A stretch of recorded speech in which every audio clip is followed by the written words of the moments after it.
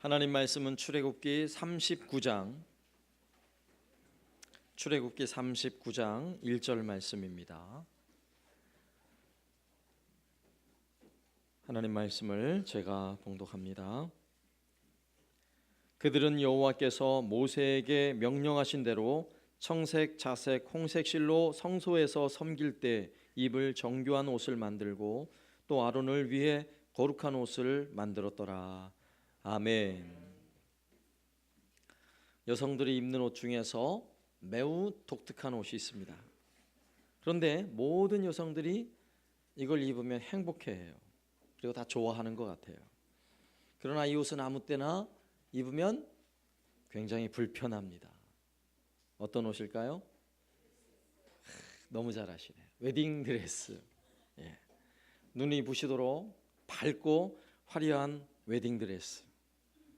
자, 그 옷을 입는 순간 그 여성은 주인공이 되는 거예요. 결혼식 날에 신랑은 혼자서 씩씩하게 들어가지만 이 웨딩드레스를 입은 신부는 모든 사람들의 기립박수를 받으며 그것도 옆에서 누군가의 부축을 받아서 아주 천천히 그리고 우아하게 결혼식장을 들어가잖아요. 그죠? 제가 지금까지 살아오는 동안 결혼식에 많이 참여를 해봤는데 삼선 추리닝 입고 입장하는 신부를 본 적이 없어요. 말이 안 되지요. 그죠? 자, 어떤 옷을 입었는가는 이만큼 대단히 중요한 문제인 것입니다. 더군다나 어떤 상황에 누군가를 만나기 위해서 내가 어떤 옷을 입어야 하는가, 여러분 고민 많이 되시죠? 우리 권사님들이 시장 갈 때는 별로 걱정 안 해요. 추리닝을 입든 뭐를 입든 파자마를 입든 그죠? 상관이 없어요.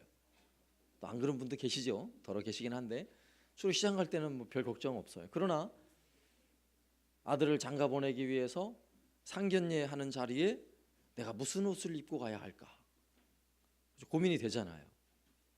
그래서 누구를 만나고 어떤 자리에 가느냐, 내가 어떤 옷을 입느냐와 매우 중요하게 연결되어져 있는 것입니다. 오늘 우리가 반드시 입어야 할 옷, 그러나 우리 눈에는 절대 볼 수 없는 옷, 거룩한 옷에 대하여 오늘 짧은 한 절의 말씀이지만 이 말씀을 통해 살펴보려고 합니다.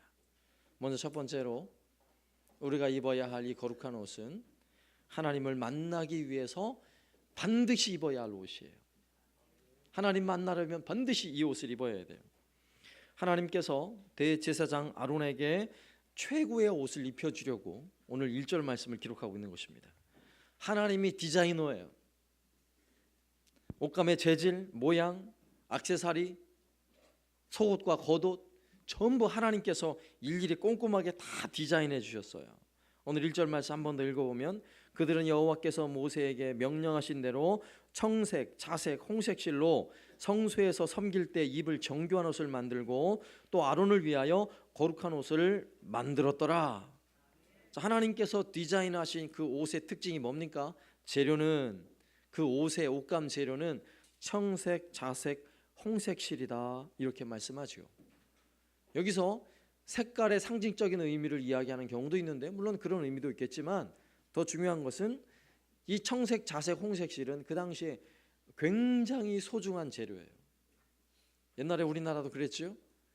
염료, 옷에 이 물을 들이는 염료가 발달하지 않던 시절에는 형형색색의 옷들은요 굉장히 비싼 고가의 옷들이에요. 오늘 청색, 자색, 홍색 실이 바로 그런 거예요. 염료가 없는데 이런 색깔을 낸다는 것 자체가 굉장히 고급스럽고 가치 있다는 것입니다. 아주 소중한 재료를 가지고 하나님께서 제사장의 옷, 대제사장의 옷을 만들고 계신 것입니다. 요셉에게 입혀주었던 옷이 무슨 옷이었죠? 아버지가 요셉에게만 입혀주셨던 옷, 자색 옷, 그죠? 이게 자색 옷이에요. 색깔이 나는 이 자색 옷은 아주 귀한 옷이에요. 그런데 홍색, 자색, 청색, 자색, 홍색 실로 만든 옷, 그만큼 아주 소중한 옷을 하나님께서 만들고 계시다는 것입니다. 또 오늘 말씀해 보면 정교한 옷이라는 표현이죠. 하나님께서 디자인하신 대로 꼼꼼하게 그 옷을 만들어야 하는 것입니다. 여기서 정교하다는 말은 하나님 말씀하신 대로 아주 그대로 제대로 만들어야 하는 것입니다. 그래서 39장에 이 옷을 만드는 내용이 쭉 어떻게 만들었는지에 대한 내용이 나오는데, 거기에 보면 정교하게 만들었다는 표현과 여호와께서 모세에게 명령하신 대로 하였다는 이 표현이 자주 등장을 해요. 그만큼 하나님께서 말씀하신 대로 그대로 만들었다는 것이고요. 또 이 옷을 만들기 위해서는 당시에 최고의 기술자였던 오홀리압이라는 사람이 직접 그 일을 감당했던 것입니다. 이 정교하다는 표현이에요. 그러니까 옷을 만들어도 좋은 재료를 써도 제대로 못 만들면 가치가 없어져요. 그러나 좋은 기술자가 아주 정교하게 잘 만들면 그 옷이 얼마나 소중하고 가치 있는 옷이 되겠어요. 자, 그렇게 만들었다는 것입니다. 그리고 오늘 말씀에 거룩한 옷이라는 표현이 있어요. 거룩한 옷. 거룩한 옷이라는 표현은 그 옷을 어느 때에 입어야 할지를 분명히 구별하는 옷이라는 것입니다. 그런데 1절 말씀에서 한 번 더 보세요. 그들은 여호와께서 모세에게 명령하신 대로 청색, 자색, 홍색 실로 뭐 할 때에? 성소에서 섬길 때에 입을 옷이라고 말씀하고 있어요. 여기서 거룩한 옷이라는 것은 일상에서 아무 때나 입는 옷이 아니라 성소에서 하나님을 섬길 때에, 그러니까 하나님을 만날 때에 입는 옷이다라고 말씀하고 있어요. 그러면 구약의 이스라엘 백성들이 하나님 만날 수 있어요? 하나님 못 만나요. 일반 백성은 못 만나요. 그러면 하나님을 만날 수 있는 사람은 누구죠? 대제사장이에요. 하나님의 임재가 있는 지성소, 언약궤가 있는 지성소 안에 들어갈 수 있는 사람, 대제사장만 들어가는 것입니다. 거기 가면 하나님 만나는 거예요. 그런데 거기에 들어갈 때 입어야 할 옷이 있는데 그 옷이 뭐라고요? 오늘 1절에서 말씀하고 있는 하나님께서 만들어주신 그 옷, 거룩한 옷을 입고 들어가야 하는 것입니다. 만약에 그 옷을 입지 않고 들어가면 어떻게 될까요? 죽어요. 구약의 이 율법에서는요, 그 옷을 입지 않고 들어가면 살아서 못 나와요. 그러니까 하나님을 만나는 자리이기 때문에 이 구별된 옷, 거룩한 옷을 반드시 입어야 하는 것입니다. 하나님을 만나기 위해서 하나님은 구별해서 옷을 만드시고 그 옷을 지어서 대제사장 아론에게 입히신 거예요. 그리고 아론은 하나님을 만날 때마다 그 옷을 입고 하나님 계신 지성소로 들어가게 했던 것입니다. 이것이 바로 거룩한 옷이에요. 그렇다면 두 번째, 이 거룩한 옷은 아론만 입는 옷이 아니라 우리도 입어야 할 옷이라는 사실이에요. 그러나 우리가 입는 옷은 오늘 아론이 입는 옷과 똑같은 옷은 아니죠. 세상에서 가장 좋은 재료로 가장 탁월한 기술자가 만들었어도 아무나 만들 수 있고 아무나 입고 아무나 그 옷을 입고 아무 일이나 한다면 그것은 거룩한 옷이 아니에요. 거룩한 옷이란 우리도 하나님을 만날 때 입어야 하는 옷, 그것이 바로 거룩한 옷인 것입니다. 이것은 내가 입는 옷 비싸냐 뭐 예쁘냐 디자인이 좋으냐 사실은 상관없어요. 중요한 사실은 하나님을 만날 때 우리도 입어야 하는 거룩한 옷이 있다는 사실입니다. 그런데 우리가 입어야 할 옷, 하나님을 만나기 위해 입어야 할 옷도 누가 디자인하셨겠어요? 우리가 디자인할 수 없어요. 내가 원하는 대로 내 마음대로 만들어 놓고 입고 나는 이 옷 입고 하나님 만날 거야 라고 할 수 없는 것입니다.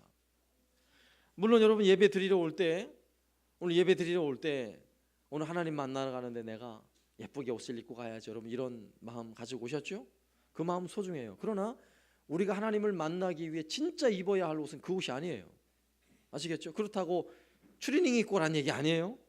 물론 단정하게 깔끔하게 입고 오는 것은 사실. 그러나 우리가 정말 하나님 만나기 위해서 입어야 할 옷은 내 집에서 가장 비싼 옷, 가장 좋은 옷, 정장, 이게 아니에요. 왜요? 그 옷은 다른 데 갈 때도 입잖아요. 교회 올 때만 입는 게 아니라 하나님 만날 때만 입는 옷이 아니잖아요. 하나님 만날 때만 입어야 할 중요한 옷이 있어요. 그 옷이 어떤 옷인지를 알기 위해서 출애굽기 19장 6절 말씀을 보면, 너희가 내게 대하여 제사장 나라가 되며 거룩한 백성이 되리라. 너는 이 말을 이스라엘 자손에게 전할지니라. 자, 이스라엘 모든 백성을 무엇으로 삼아 주시겠다고요? 제사장 나라로 삼아 주신대요. 거룩한 백성으로 삼아 주신다는 거예요. 그러면 하나님의 백성, 그들에게 거룩한 백성을 삼으신다는 이야기는 그들 모두를 아론과 같이 대우해 주시겠다는 거예요. 아론과 같이 거룩한 백성으로 대우해서 그 백성들과 하나님이 만나 주시겠다라고 말씀하고 있는 것입니다. 하나님이 하나님 백성, 이스라엘 백성들을 향하여 최고의 대우를 하고 계시는 것입니다.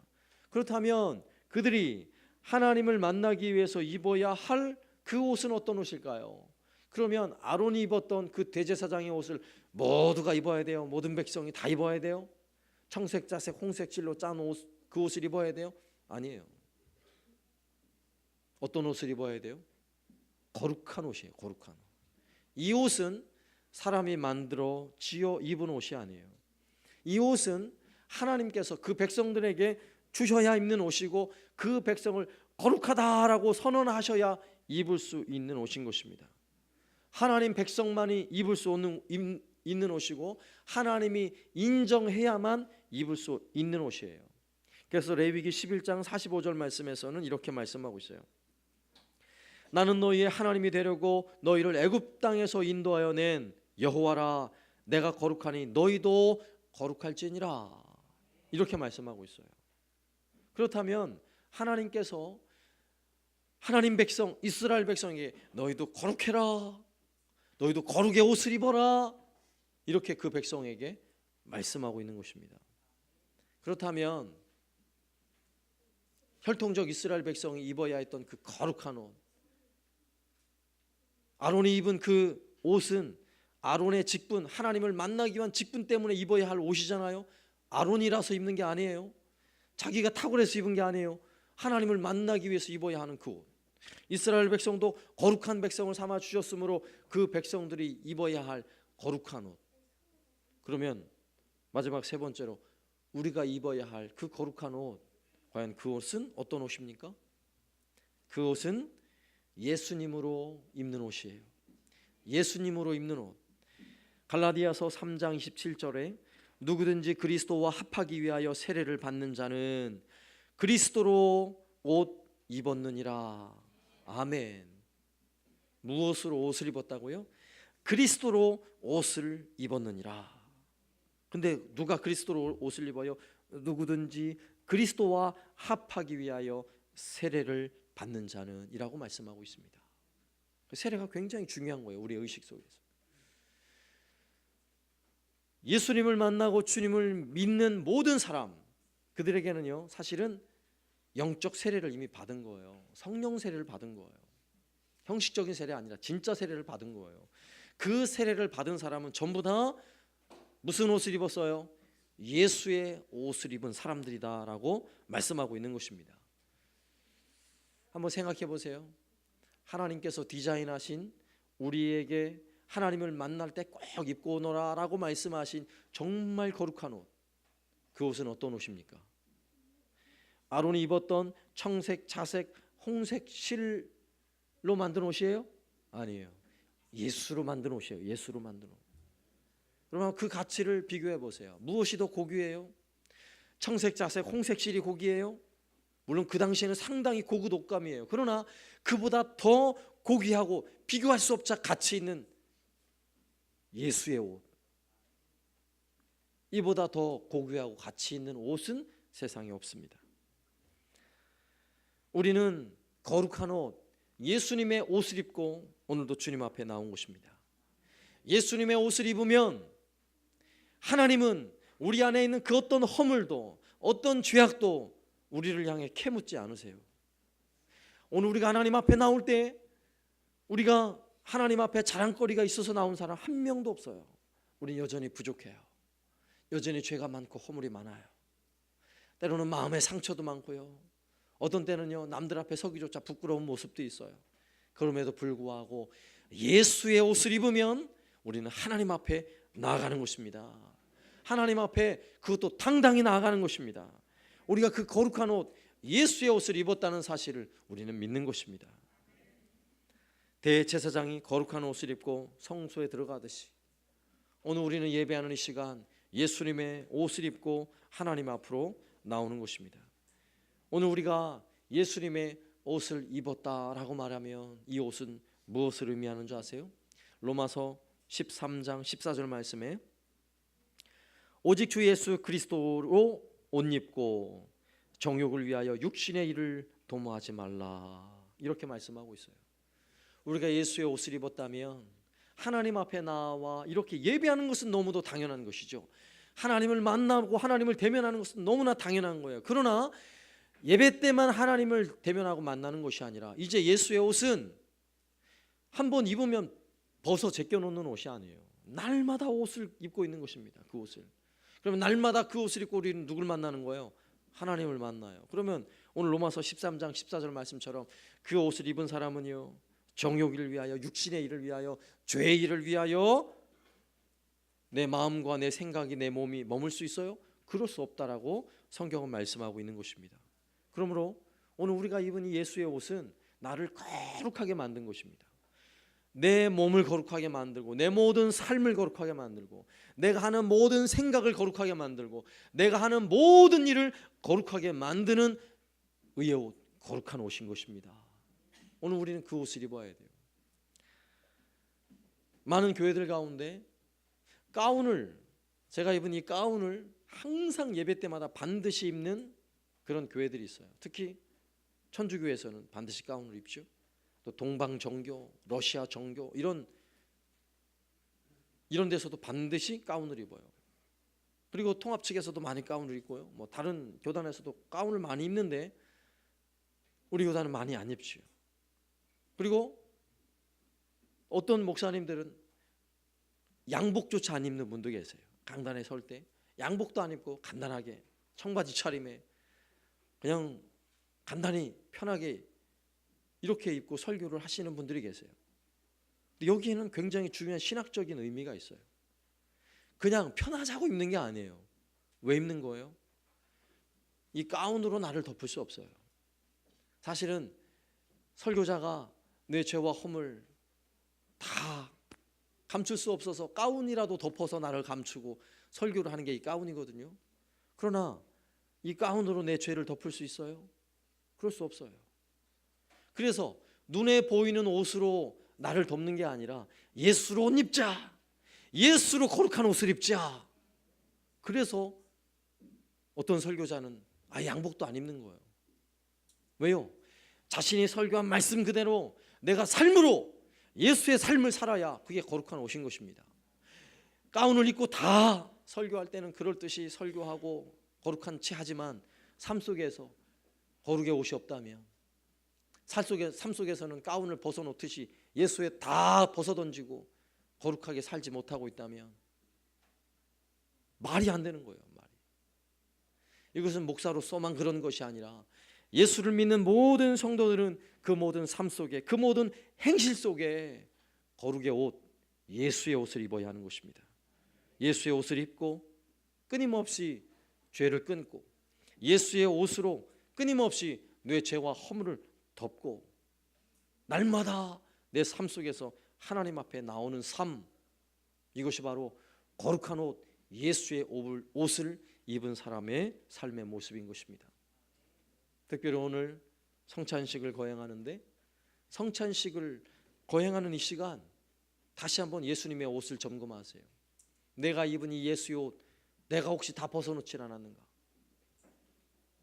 혹시 내가 입은 이 예수의 옷을 내가 한 번도 점검하지 못해서 구멍이 나 있거나 온통 수많은 죄들로 더럽혀 있지 않은가? 다시 한번 점검해 보세요. 그리고 주님이 우리를 위해 찢기신 주님의 살, 우리를 위해 흘리신 주님의 보혈, 그 살과 그 피를 기념하며 우리는 떡과 포도주를 먹고 마실 때 다시 한번 우리가 예수 그리스도의 거룩한 옷을 입었다는 사실을 기억하시고 날마다 거룩하신 하나님 앞에 나아오는 저와 여러분 되시기를 살아계신 예수님의 이름으로 축원합니다. 아멘.